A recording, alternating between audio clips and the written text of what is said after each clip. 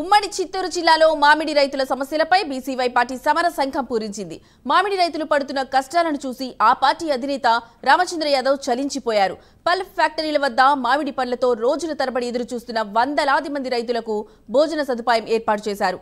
ఇవాళ జీడి నెల్లూరు సమీపంలోని ఓ పల్ప్ ఫ్యాక్టరీ వద్ద రైతులతో కలిసి నిరసన వ్యక్తం చేశారు రామచంద్ర యాదవ్. మామిడి రైతులకు కిలోకు 15 రూపాయల గిట్టుబాటు ధర కల్పించాలని డిమాండ్ చేశారు.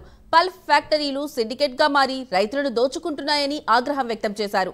రామచంద్ర యాదవ్ రావడంతో సమీప మండలాల నుంచి పెద్ద ఎత్తున మామిడి రైతులు తరలివచ్చారు. వారితో కలిసి రామచంద్ర యాదవ్ చేసిన ఆందోళనకు జిల్లా అధికారులు స్పందించారు. ఇప్పటి వరకు ఫ్యాక్టరీలు ఇస్తున్న 8 రూపాయలకు అదనంగా ప్రభుత్వం మరో 4 రూపాయలు సాయం ప్రకటించింది.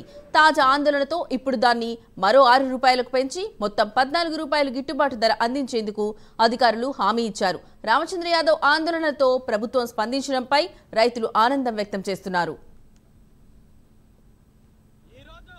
చిత్తూరు జిల్లాలో వేలాది మంది రైతులు ఇదే పంట మీద, మామిడి పంట మీద ఆధారపడుతున్నారు.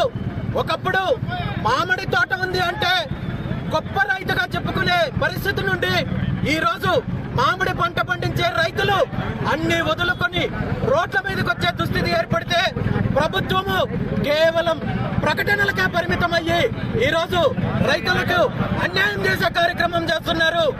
దీని మీదంతా స్పందించాల్సిన ప్రతిపక్ష నాయకుడు ఈ రోజు రాష్ట్రంలో చంపుతాం నరుకుతామంటూ రోడ్ల మీదకి వెళ్లి జనాలను చంపే కార్యక్రమం చేస్తున్నారు.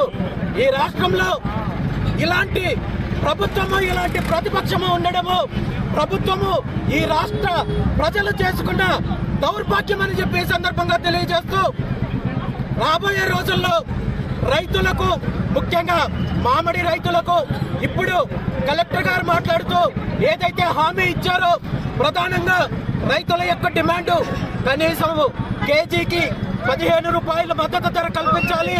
దాంతో పాటు మ్యాంగో బోర్డు ఏర్పాటు చేయాలి.